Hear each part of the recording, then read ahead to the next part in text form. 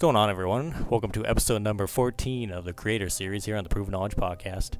Today I talked with an artist and a producer named Th3ory. He's based out in LA.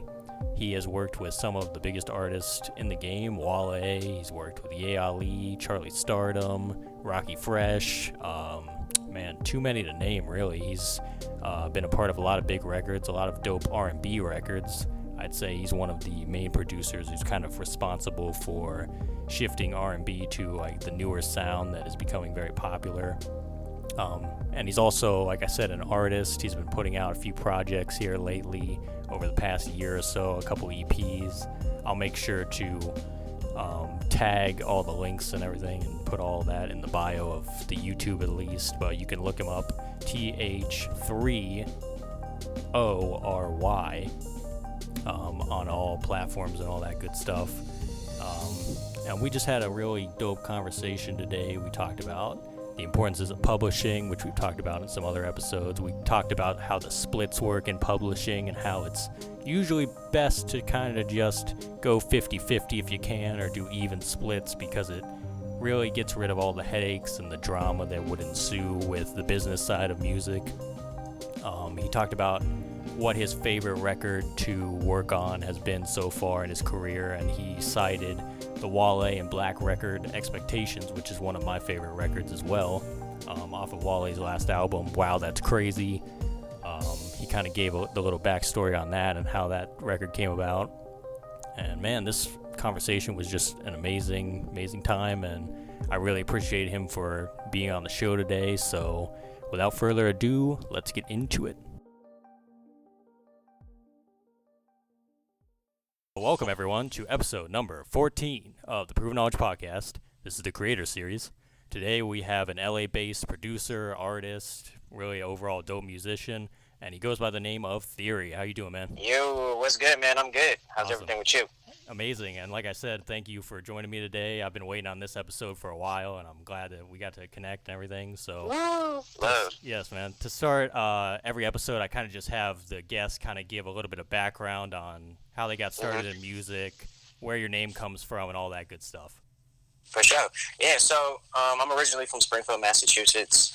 I've been producing since I was 10. I got into it, like, on some random, to be honest. Like, my cousin was just rapping, normal shit.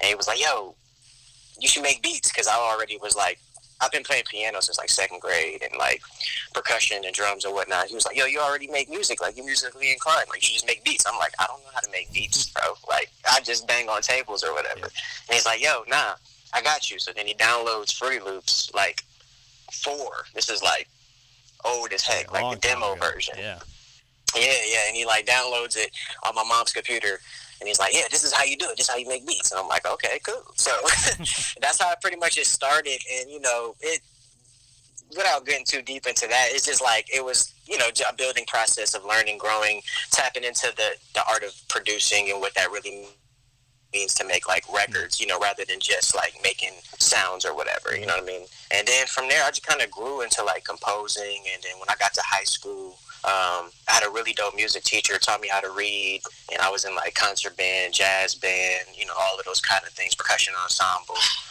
And that's pretty much, the journey of how I got into it, like the beginning point, you know what I mean? And then the name, without getting too crazy into that, is honestly, man, I used to dance as well. And Th3ory just was more so like my street kind of like, dance name. Like everybody just knew me as that. They always said I was just kind of like out the box with it. Or like, to me, a theory is a great phenomenon waiting to be proven. That's what the actual definition of it is. And I always felt like I was like an underdog, you know what I'm saying? So having that name just made me feel even more like, okay, every time I step into a room or whatever the arena is, I have to like, show myself in its truest form. Yep. You kind of just took the name and ran with it then, essentially. Ran with it, yeah. You know what I'm saying? Like people always kind of see me as that, like a teacher or someone who kind of has like knowledge about it and wants to approach it differently. So I just was like, okay, I'm gonna just take it and embody it. The more I grew with that, then the music matched, my character matches. It's really just me at the end of the day. And nice. I didn't really like pick it per se. Just kind of came happened. with Yeah, you know what I'm saying? Nice. That's dope too, and it was very natural, and you were just able to kind of like take it and use it as the moniker and everything. So that's awesome. Right. Um, Another question I've kind of been like beginning every episode with is just I know that 2020 has been kind of like a crazy year for a lot of people, and a lot has been going on in the world.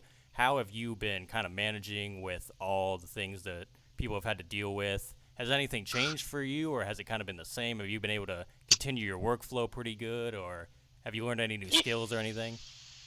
you know, it's as us as producers and creatives like ourselves, we're lab rats. You know what I'm saying? So I feel like we kind of been bred to be in the room or be in the house and like kind of relax. You know what I'm saying? But I have found a bit of a challenge with being too still. You know what I mean? Like I like being still. I enjoy my personal time and space, but I do find myself like at certain points, like, okay, I got to get up and maybe walk around the block or step outside of music, obviously, watch TV, read a book, or exercise, whatever it may be. Just something to get me out of the seat or feeling like I'm being too still. You know what I'm saying? And that's honestly what I've been doing a lot, bro, cooking. I've heard a lot of people do that. I'm myself. I'm afraid to cook. I'll freaking burn the house down. But that's dope. Are you good? Yeah, Are you good at cooking or like? My girl says I'm good. Oh, okay. I trust that. You good. know what I'm saying? That's so I'll rock with it. I definitely, I'm saying I'm the best or nothing like that. I definitely feel like I got to improve on my flavors and learning the cultures of where it all comes from and different, taste and flavors and whatnot. But I enjoy it. I ain't gonna lie. Like I go to the grocery store, get what I need, and I'll just go in like whatever we're making. Yeah, I can do like microwaved like foods. That's about it. All I'm doing with cooking. I'm not touching the stove. I'm not touching the oven. Like I'm honestly scared I'm gonna burn the house down or something. So bro, you're not gonna burn the house down. Don't do that. Or else I gotta like watch cooking videos to learn like what the hell to do. So I don't do that. But hey, for real, I'm not gonna hold you. I'm on the Home Network. I'm watching food cooking shows. I'm on all of that. That's definitely my vibe. It helps me kind of like be centered. You know what I'm saying? But it's good too to have like a getaway kind of too, like something other than music that kind of like takes your mind off of things as well. And like I know during like March and April, what I was doing is I was like going on walks and shit, which I never did that. I would like go leave the house and go on like a 45 to like almost 2 hour walk and just walk like around town or around the driveway or whatever, and that would kind of help just like reset my batteries pretty much and kind of just like recharge what I was doing and everything. So it's kind of interesting to see how like everyone's been handling it kind of differently, but in their own like good ways. So exactly. Yeah, that's dope. So you were talking about FL Studio and how you were introduced to that kind of early on. Are you still on FL or do you dabble with any other DAW? So I'm predominantly in Pro Tools now, to be honest. Okay. Like, I learned Pro Tools. I was on FL till about 2006, along with some other programs like earlier stuff like Magix, Acid Pro, Cubase. I went through all of those phases. And then ultimately I learned Pro Tools in 2006. And it just kind of stuck. And for a while with that, what I was doing was Pro Tools and I was rewiring Reason and like using that as like a drum machine and just doing like drum sounds through Reason on there. And then I just had a Motif 8 and I would play everything.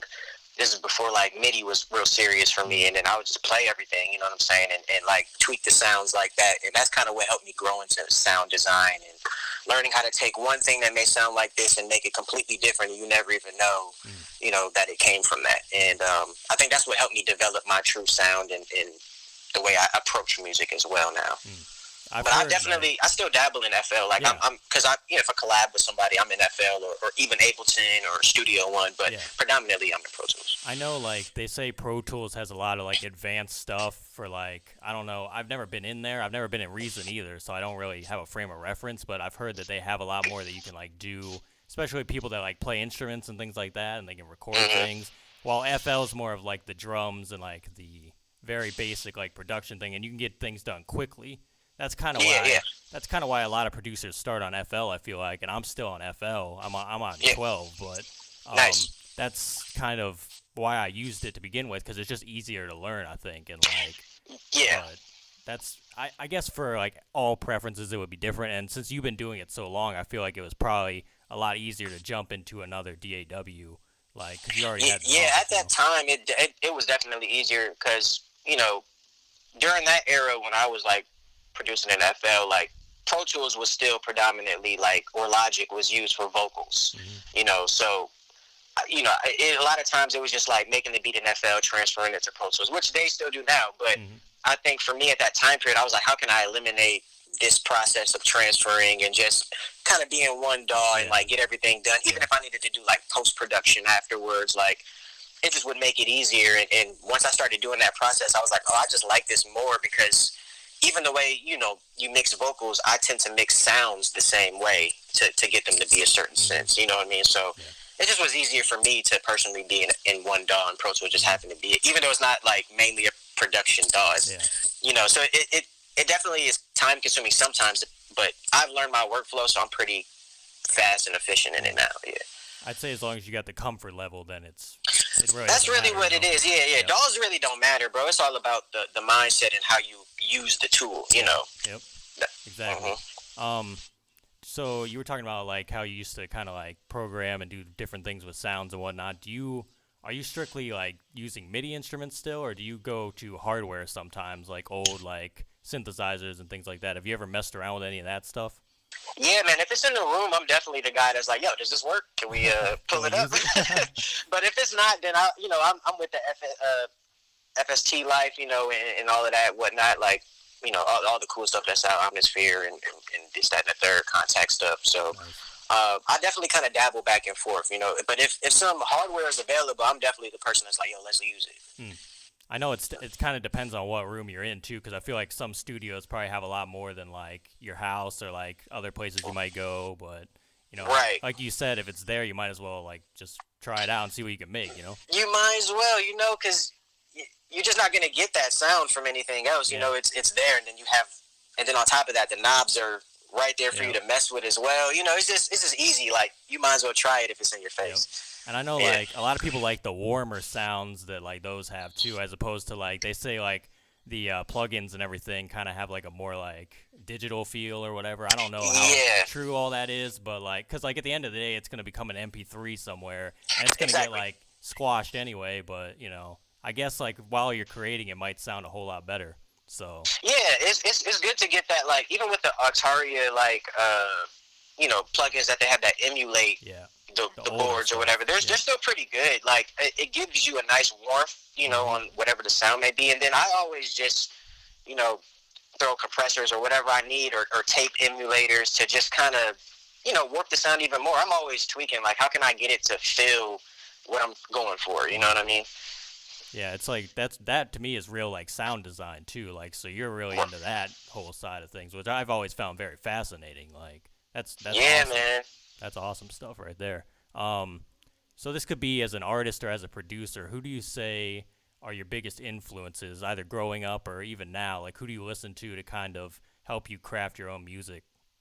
Man, off top, the GOATs, Jimmy Jam and Terry Lewis. I'm old school in that sense of those guys. I'm a huge fan. You know, then you know, if you want to move to earlier days, the whole like super producer circuit, it was like a year, dog. It was like a certain year where it was like Timbaland, Pharrell, Darkchild, like Danja. It was just all these guys in just one year, I remember, and I just was like, yo, music is going crazy right now. And I just remember saying to myself, like, I would just want to be one of these pillars, like one of these guys to influence. You know, I feel like all producers get, and you know, so I rock with that whole wave, and then, you know, I came up on the YouTube wave of watching Ryan Leslie and Misto and Pizzy and all of those guys, and just influences from all over, and artist wise, like Hove. Like, I grew up, I'm from the East Coast, you know what I'm saying? So I grew up on like Rockefeller and all of that, and Diddy and everything that he was doing, and you know, State Property and Mobb Deep, all of these guys, Wu-Tang, you know what I'm saying, from that type of hip-hop era. And then R&B is like Usher and Luther Vandross, and, you know, kind of earlier groups, Gap Band, you know, whatever it may be that had a groove or kind of a soul to it, you know what I'm saying? That's kind of what inspired me. I like the feeling nostalgia, but I'm also into like futuristic stuff, you know what I'm saying? Like, to me, when Danja and Timbaland did Future Sex Love Sounds, you know what I'm saying? Like, that just kind of shifted everything from where it was at a certain point, you know what I mean? And that kind of inspired me, like, to think future-wise with using, because we really weren't using, like, synths like that in hip-hop, I don't think, personally, or R&B, like, to that stature until those guys came along and was like, yo, My Love, you know what I'm saying? Like, when Justin My Love came out, he was like, oh, okay, we can use that synth like that, and it sounds like this, like, that's fire. So I just feel like taking all those influences of just what feels good. I'm a person that likes what feels good. I'm not too into the technicality. I do love it, but I don't dig too deep because I feel like that takes away the feel. And I just try to keep a balance of, like, understanding what technicality is and feel, you know what I'm saying? And I feel like everybody I named kind of had those in-betweens. I heard they're doing part 2, Future Sex Love Sounds. I heard that might be coming. I don't know. Man, what do you think about that? I feel like you gotta leave it alone. That's how I usually feel about all sequels. It's kind of just like they put 2 on there to kind of like reel you in. You know what I mean? Like the older fans to get them in there, but it really doesn't sound like the first one. So, it doesn't. And like even if they get Timbaland to do the whole thing and everything, it'll still be a good album, but it won't be that. You know what I mean? Like it'll man. I feel like because even with the 2020 experience when he dropped that, I liked it, of course, and there's 2 parts to that. Part 1 is better than part 2 to me, but you know, even when that dropped, I was like, you know, it still emulates what they were doing with Future Sex Love Sounds, but I was like, nah, this is still too much of a classic. Yeah. Like the transitions that they were doing there and the flows, and it just was like, I'm good. It's its own piece, you know. But yeah, man. Yeah, it'll be interesting to see if that actually happens or not. But Justin, he's a dope artist, so he might make it work. I don't know. For sure. As far as collaborating, I know you make beats with like Business Boy and 94 and a lot of those guys. Who do you think is, besides them, who do you think you work best with as far as like making beats, or it could even be as an artist? Like, do you write songs with anyone? Do you want to mention anyone? Yeah, man. Like I work with my homie T-Verse a lot. Yo, he's super dope. I've known him for years. My homie Jeremy Terrell, he's a beast, and he's in Alabama right now. These are all guys that like were LA based at one point in time, but we kind of just travel and move around. I'm all over the place, to be honest. Like I like collabing with people who I just feel like I can have a nice, normal conversation or personal relationship with. I feel like sometimes as producers, or artists or whatever, you see people who are doing well and you automatically think, yo, okay, I got to jump on this with them or be in the room with them. But then when you get there, the experience may not be what you thought it was. And I'm just not into that way of creating. Like, I like getting to know you first. Like, let's go out to, like, on some date shit, on some relationship shit. And just because that's, at the end of the day, that's what it is. That's what business is. That's what friendships are. It's all relationships. So, I just want to be cool with you first. Like, can we be homies? Can we kick it back? Can we talk about life or whatever? And then the music, it follows, because I feel like music is good conversation. That's all it is. So if we're having a conversation about whatever, the next thing you know, if we are both into music, 5 minutes later, whatever we had a conversation about is now the record. You know what I'm saying? And it's like the best record that we feel connected to. And usually those are the ones that last the longest. Those are the ones that people love, and et cetera, et cetera. So I'm more so into that vibe of collaborating. But there's tons of people that I like, link up with all the time. My homie Fortune, my homie Jupiter. Yeah, man, it's a bunch of different dudes. My homie Lavelle, Soul. It's a bunch of guys. Like, you just link up and just create, you know what I mean? Just literally just bros or I think it's so important to have, like, the natural ability of music making. Like what you just said, is just like, if you don't like vibe with the person, or you have no chemistry, then nothing's really going to come out of that. And nothing's going to come. It's going to feel forced, I was going to say, you don't want to force anything, like, creatively, because nothing good comes out of that. You know what I mean? Like, not at all, man. And that's good. I think that you have that understanding. I think that's why you've probably are where you are now, and just, I think because you have that understanding and you've been able to make all this great music. So that's awesome. Out of all the songs you've produced so far, been a part of, what do you think is, I know it's kind of hard to, like, pick a favorite child, but what is kind of your favorite record that you've been a part of so far, you think? Honestly, only reason I'll say this record is just because the story of it, and that's Expectations with Wale, yeah, and Black. Yeah, man, song, and I even said that when we first dropped the record. If you read my post, I was like, "This is one of my favorite records I've been a part of."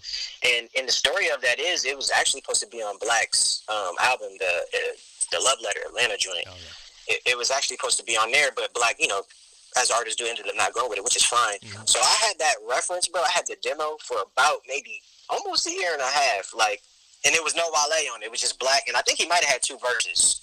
I think I heard Business Boy say something similar. He said like he recorded like a whole other verse to it, I think, and then they kind of like had Wale go back when he was gonna put on his album and like do his whole part.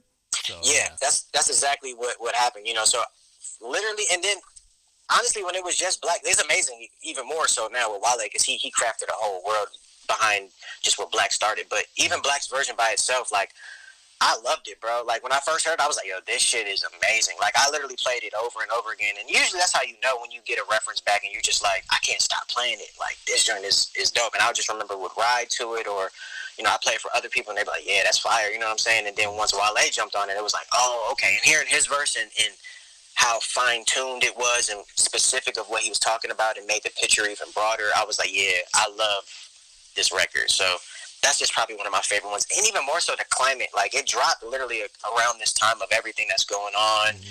Well, not exactly, but right before, like, the pandemic and the George Floyd situations and all of that. So it just was so prominent to now, and it just resonated. One of those ones, like I said, like, everything just lined up. The feel was there.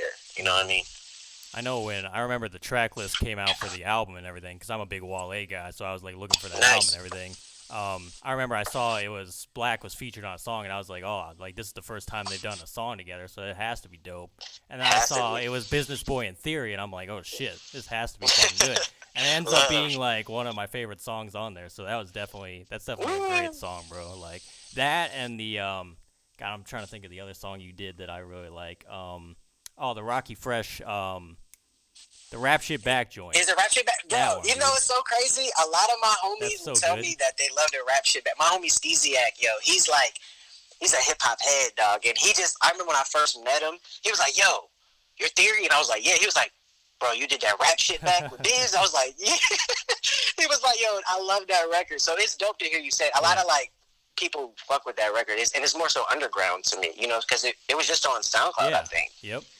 Yeah, 'cause I remember when he put it out, because he was on kind of like a tear of putting out just like the loose records before, like, I think he started working on his album and all that at that time, and he put that one out, and I was like, oh, I love like what he's saying on this thing, and I love like the sample, the way like the sample was flipped. I'm like, this is fucking awesome.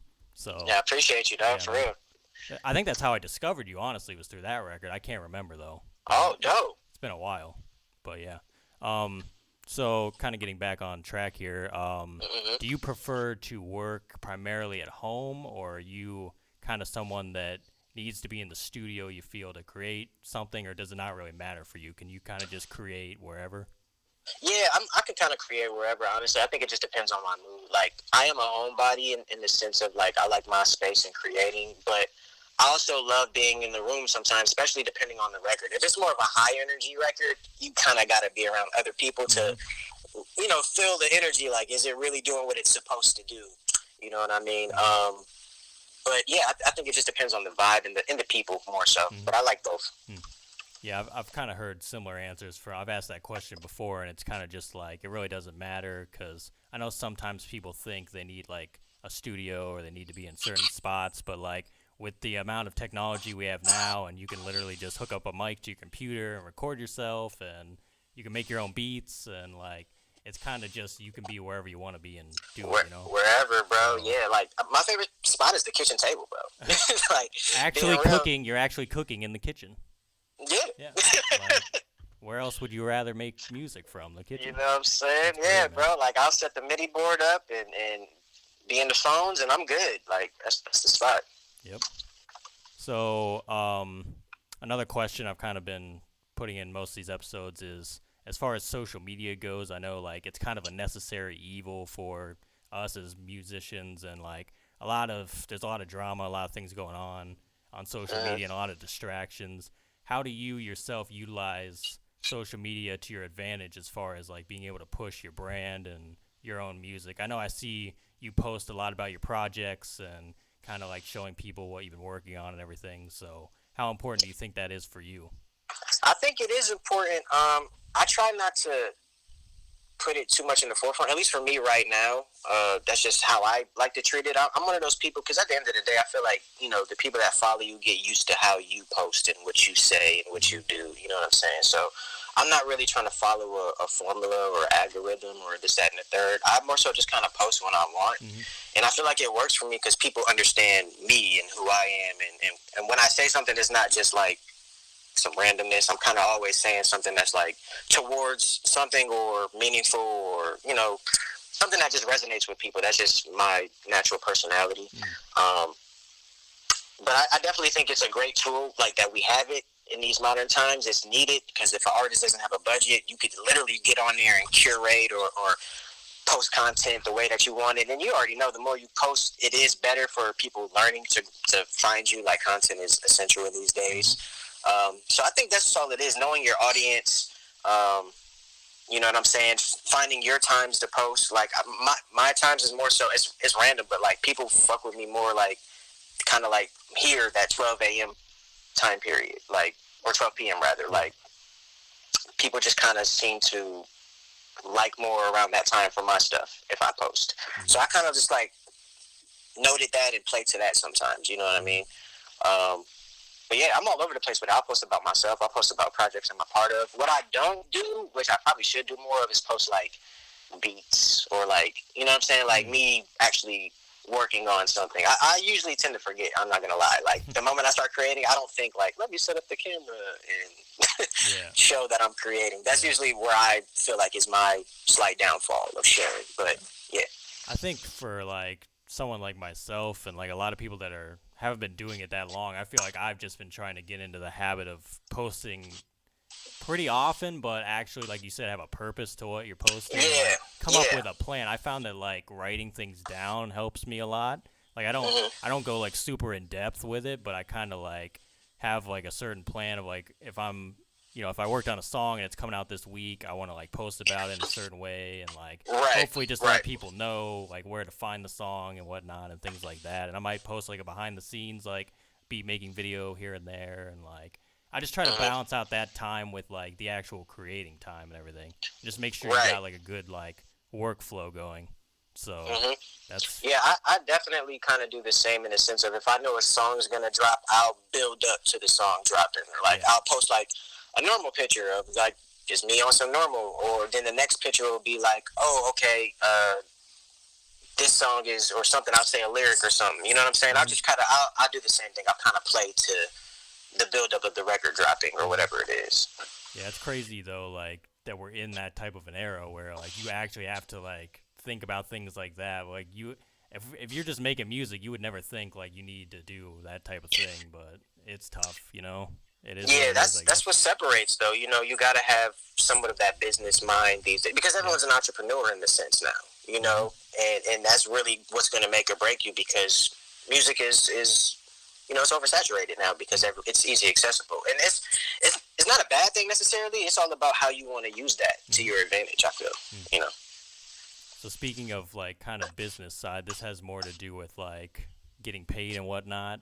Tell me how important publishing has been to you so far, and kind of just speak on kind of any personal experiences you've had with that, and kind of what your situation looks like as far as that goes now.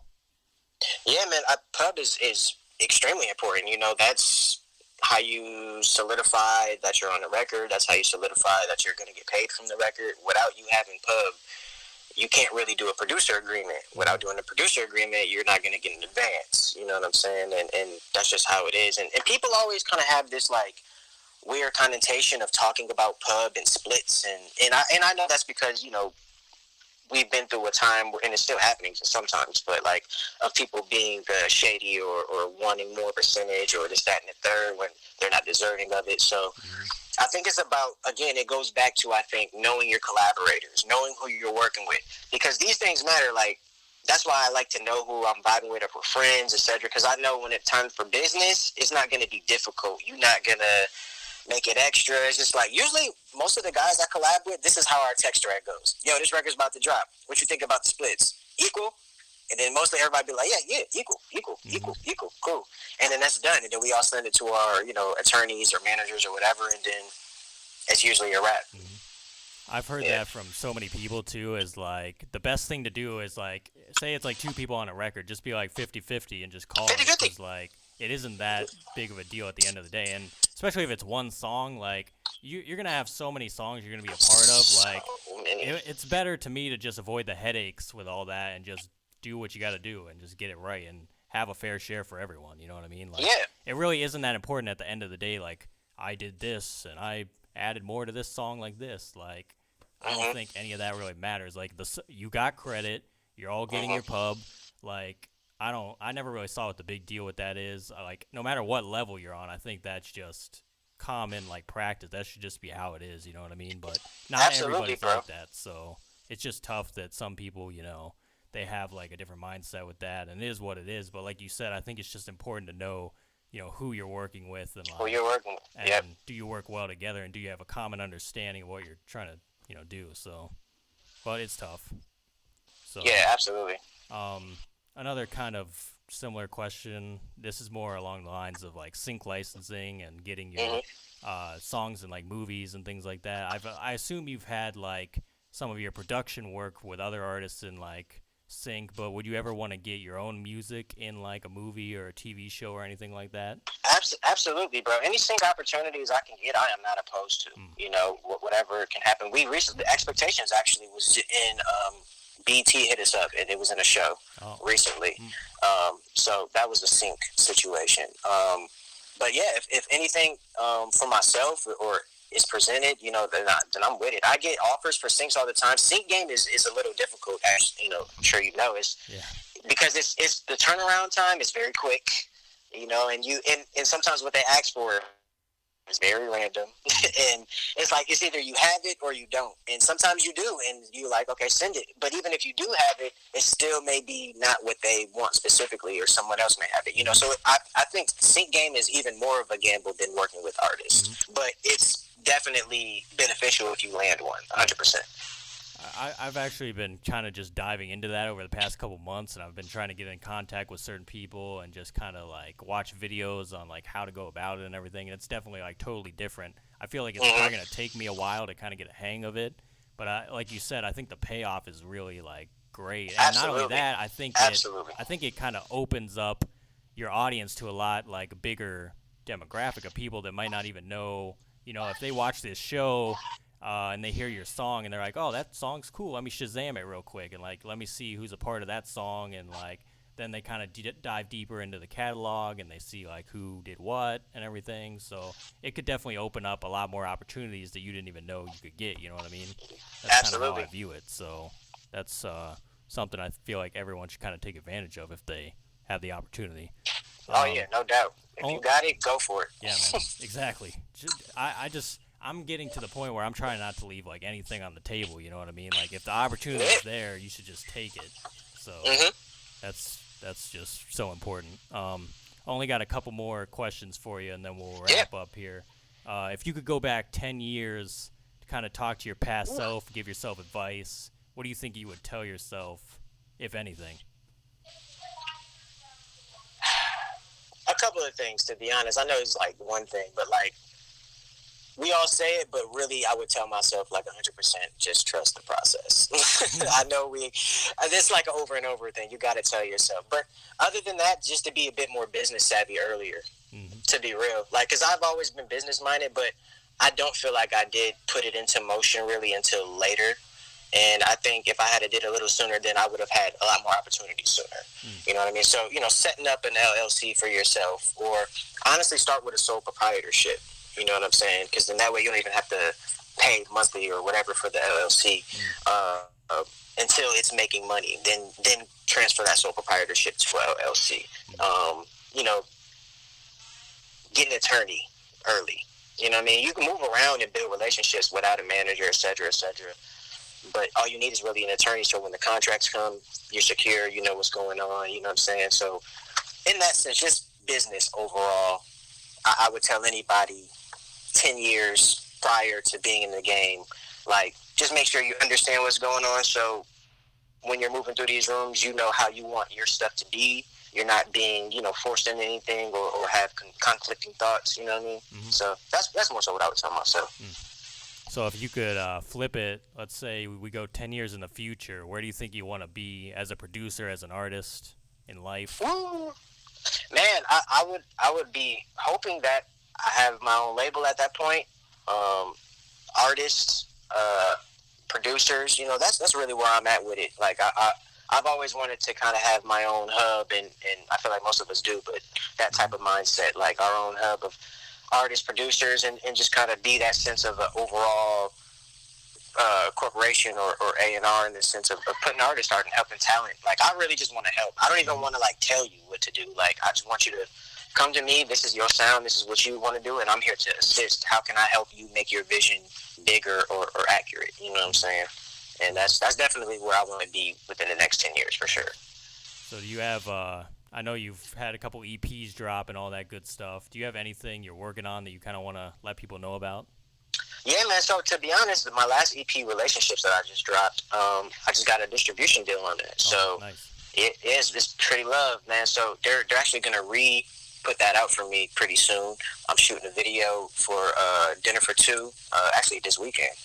And other than that, just I'm working with an artist named Kendra J. I'm executive producing her project. We just dropped a record called Persona. It's been going crazy. It's went on radio so far, and it's just dope because it's just like we're independent, just us, you know what I'm saying? So it's just cool to get that love, and so I'm excited about that.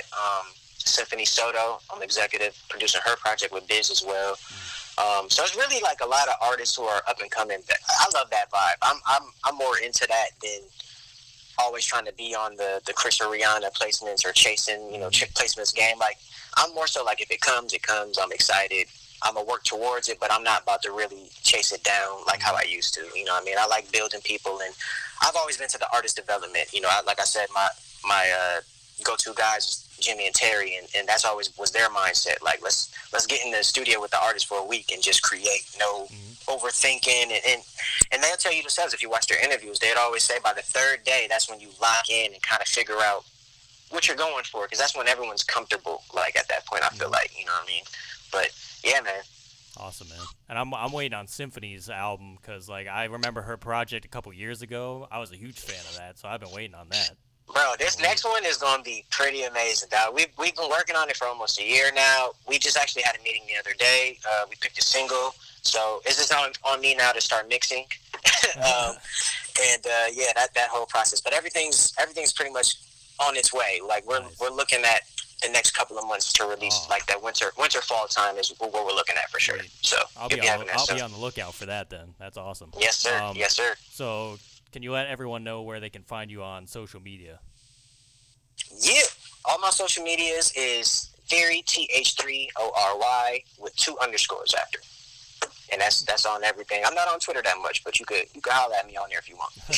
Dope. So any final words of wisdom today? Yo, peace, positivity, and love, and preparation reduces worry. Always keep that in mind, and you're good.